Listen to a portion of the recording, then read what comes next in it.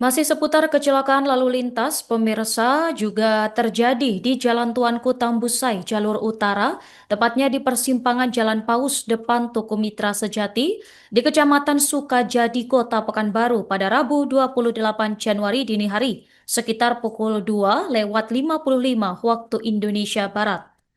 Seorang warga yang sedang mengerjakan marka jalan tewas setelah ditabrak mobil. Korban ini diketahui bernama Mas Rial, 36 tahun, merupakan warga Jalan Tengku Bay, Kecamatan Bukit Raya. Selengkapnya pemirsa, kami telah terhubung dengan jurnalis Tribun Pekanbaru, dengan rekan Rizky Armanda. Silakan laporan Anda. Baik, Nurmah, dapat saya laporkan bahwa terkait dengan kasus kecelakaan di kawasan Jalan Tuanku Tambusai, tepatnya di persimpangan Jalan Paus di Kota Pekanbaru pada hari Rabu dini hari kemarin. Pihak kepolisian gabungan yakni dari tim Subdit Gakum Ditlantas Polda Riau bersama Satlantas Polresta Pekanbaru sudah berhasil mengamankan pelaku tabrak lari tersebut, yakni seorang wanita berinisial SH yang berusia 28 tahun. Dan SH ini ditangkap di rumah kontrakannya di Jalan Durian sekitar pukul 11 waktu Indonesia Barat di hari yang sama saat kejadian kecelakaan. Dan berdasarkan hasil interogasi yang dilakukan oleh penyidik Satlantas Polresta Pekanbaru terhadap pelaku ini, bahwa dia mengaku saat itu ketakutan di massa sehingga memilih untuk melarikan diri dan bersembunyi di kediamannya.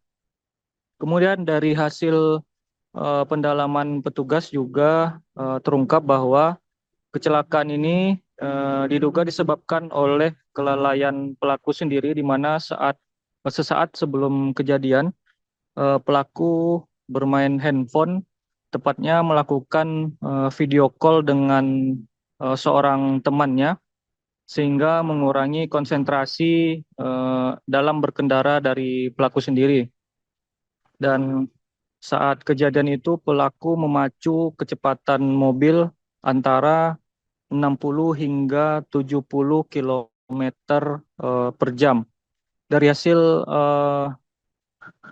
Masih dari hasil pendalaman bahwa pelaku tidak terindikasi eh, mengkonsumsi alkohol atau obat-obatan terlarang.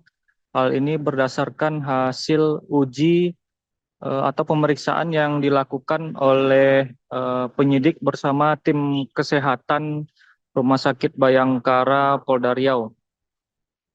Memang saat kejadian eh, pelaku mengaku eh, hendak mengambil handphonenya yang terjatuh sehingga hilang kendali dan menabrak korban yang tengah bekerja mengecat marka jalan.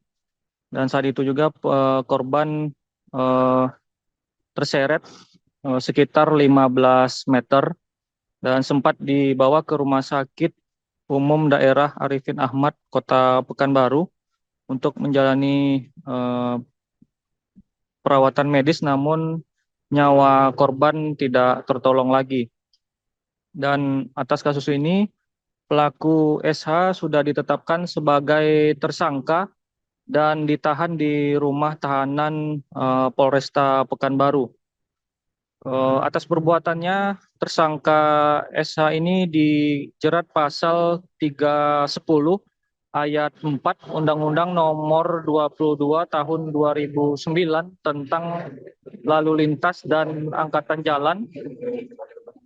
Kemudian juga pasal 312 di undang-undang yang sama, di mana pelaku atau tersangka ini dijerat dengan pidana penjara paling lama 6 hingga 8 tahun dan denda paling banyak 12 juta rupiah. Begitu, Nurma. Baik, terima kasih rekan Rizky dan selamat bertugas kembali. Menyampaikan lebih detail dari yang telah beliau sampaikan tadi. Jadi untuk sama-sama kita ketahui kemarin di hari Rabu 28 Januari 2026 pukul 2.58 terjadi kecelakaan yang karena kelalaian pelaku mengakibatkan orang meninggal dunia.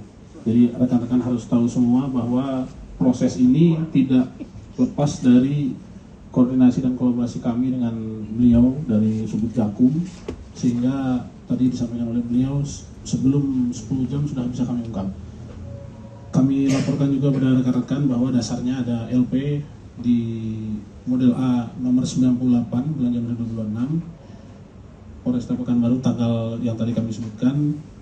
Kejadian tadi sudah kami sampaikan. Untuk TKP-nya lebih tepatnya di Jalan Tuanku Tambusai jalur utara atau persimpangan Jalan Paus atau TL Paus yang baru, tepatnya lagi di depan toko Mitra Sejati. Jadi pada saat kejadian untuk korban sedang melaksanakan kegiatan pengecetan marka jalan. Artinya yang bersangkutan adalah seorang pegawai dari Dinas Perhubungan yang nanti akan saya lebih jelaskan lebih lanjut. Kemudian untuk tersangka seperti yang disampaikan oleh beliau Bapak Kasubdit Gakum adalah inisial SH. Beliau lahir di Rantau Prapat Sumut 19 Oktober 1997, umur 28 tahun, pekerjaannya adalah wira swasta, yaitu sehari-hari beliau menjual pakaian secara online, artinya memiliki sebuah online shop. Beragama Islam, beralamat di Rantau Prapat itu sendiri di Labuhan Batu, Sumatera Utara. Saat ini untuk tersangka atau pelaku sudah kita amankan dan kita tahan di rutan Polresta Pekanbaru. Kemudian perlu kami sampaikan untuk identitas korban atas nama beliau almarhum Bapak Mas Rial, 36 tahun, pekerjaan wira swasta, beralamat di Tengku Bay nomor 2, Bukit Raya, Kota Pekanbaru. Almarhum saat ini sudah dibawa oleh keluarganya di Solok, Sumbar. Korban tadi disampaikan oleh beliau memang memiliki 2 orang anak perempuan, yang pertama umur 11 tahun dan yang kedua umur 2,5 tahun. Kemudian untuk barang bukti yang kami amankan, yang pertama ada satu kendaraan bermotor atau KBM Toyota Raize berwarna biru metalik dengan nopol B1557 LKM. Kemudian ada satu lembar STNK dan SIM di sebelah sini dan juga kunci kendaraan bermotor. Untuk mobilnya di belakangnya. Nanti kita akan sampaikan secara keseluruhan tentang tahapan-tahapan yang kita laksanakan. Kemudian untuk kronologis kejadian, agar rekan-rekan semua mengetahui bahwa memang benar pada jam sekian di Jalan Tuanku Tambusai, kendaraan tersebut yang dikemudikan oleh saudari SH bergerak menuju TKP di lajur kanan, kemudian dari arah barat menuju timur sampai di TKP mengarah ke lajur kiri menabrak seorang pejalan kaki bernama korban Mas Rial yang sedang mengerjakan marka jalan. Kemudian perlu kami sampaikan untuk korban tadi seperti disampaikan oleh beliau terseret dari TKP kurang lebih 15 meter, yang kemudian si tersangka SH ini langsung melarikan diri.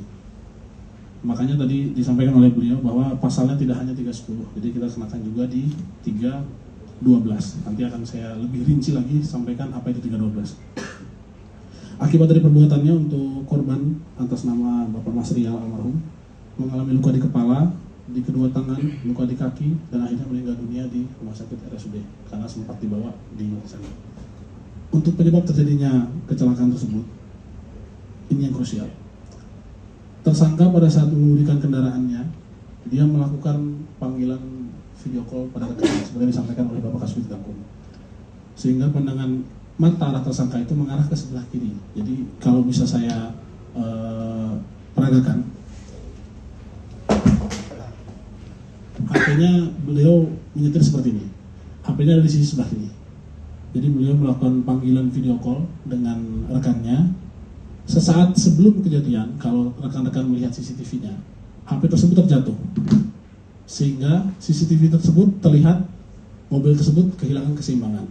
Perlu rekan ketahui bahwa kendaraan Raize ini adalah mini SUV ya, Bang. Dia ringan kemudinya, sehingga pada saat HP yang bersangkutan itu jatuh, yang bersangkutan kehilangan kendali dan berusaha untuk meluruskan kembali arah laju kendaraannya. Nanti kita sama-sama lihatkan CCTV-nya, yang akhirnya karena yang bersangkutan tidak bisa mengendalikan kendaraannya sehingga bisa menyebabkan terjadinya laka lantas tersebut. Untuk bukti pada saat yang bersangkutan melaksanakan video call, kami juga sudah dapatkan, nanti akan kami perlihatkan juga. Kemudian setelah menabrak korban, tersangka juga tidak berhenti di lokasi dikarenakan menurut hasil interogasi petugas, tersangka takut dimasa. Karena setelah selesai terjadinya laka lantas tersebut, terlihat di CCTV bahwa rekan-rekannya semuanya mengejar. Namun karena yang bersangkutan ini merasa takut, makanya yang bersangkutan lari dari TKP. Sehingga untuk pengenaan pasal 312-nya izin memenuhi unsur tersebut. Kemudian yang bersangkutan berlari dan akhirnya kembali lagi ke rumah kontrakannya di Jalan Durian. Itu tepatnya di belakang TVRI, gang nomor 8 kalau tidak salah. Untuk kronologis penangkapan, kami laporkan yang berbicara adalah bukti yang tertinggal di TKP. Ini buktinya. Jadi kalau tidak ada ini. Download Tribun X sekarang. Menghadirkan lokal menjadi Indonesia.